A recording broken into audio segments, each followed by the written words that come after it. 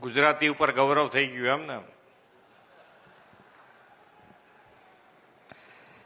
Gujarat bar council ના રાજ્ય યાદીમાં નોંધાયેલા વકીલોના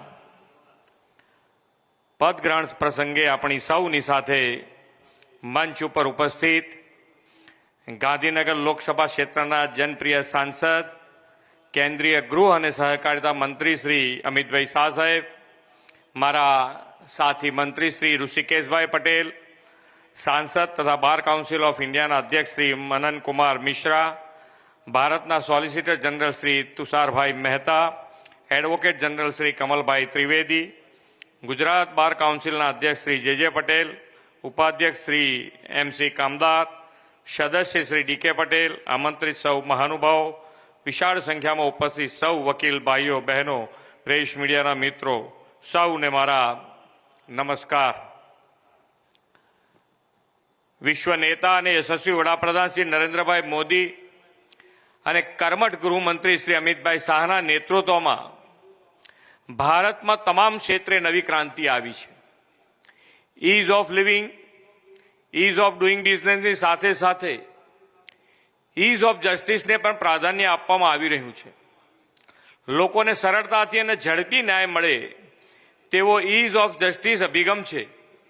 તેને સાકાર કરવામાં ન્યાયાલયો, ન્યાયવિદો અને વકીલોની ભૂમિકા મહત્વની છે. આ વર્ષે આપણે બંધારણની 75મી વર્ષગાંઠ ઉજવી રહ્યા છીએ. આપણા આ બંધારણમાં પણ વિધ દ્વારા સ્થાપિત કાનૂન એવો ઉલ્લેખ છે. 1950માં આપણું બંધારણ અમલમાં આવ્યું, પરંતુ દેશમાં કાયદાઓ તો અંગ્રેજી શાસનકાળથી ચાલ્યા આવતા જૂની ગ્રેડના જ હતા.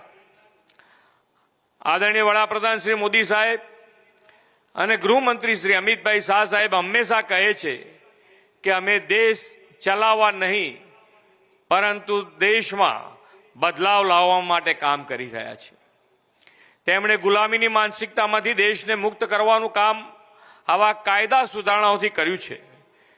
તેના જ ભાગરૂપે આઝાદી પછી દેશમાં પહેલીવાર દંડના સ્થાને ન્યાય અપાવવા માટેના કાયદા, ભારતીય ન્યાય સંહિતા, ભારતીય નાગરિક સુરક્ષા અને ભારતીય સાક્ષ્ય અધિનિયમ અમલ થયા છે.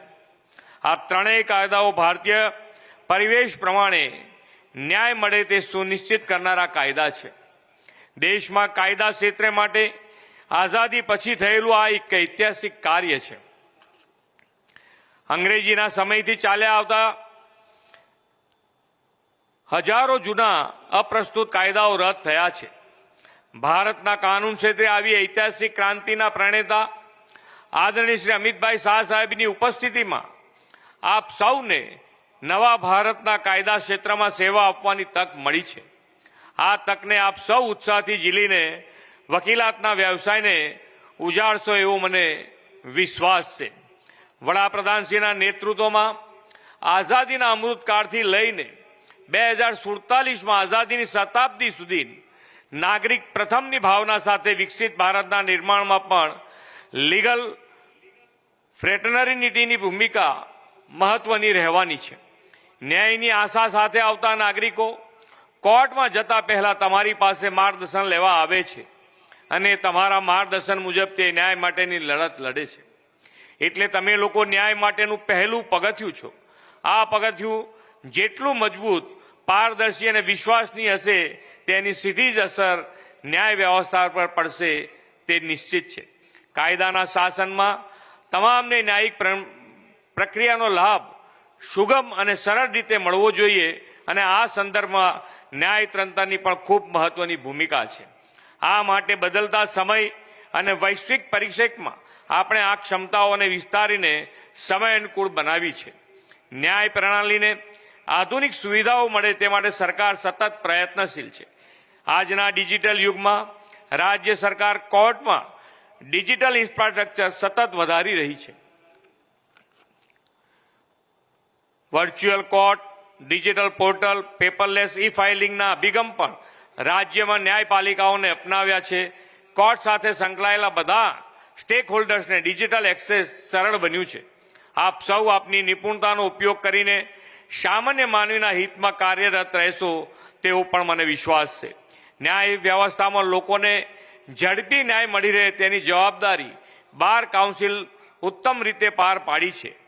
ન્યાય પ્રણાલિકા, બાર કાઉન્સિલ અને સરકાર વચ્ચેના સહયોગની આ ઉજ્જવળ પરંપરાને આપ સૌ સાથે મળીને આગળ વધારીશું એવા વિશ્વાસ સાથે ફરી એકવાર નવી ટીમને અભિનંદન પાઠવીને વિરમું છું. ભારત માતા કી જય.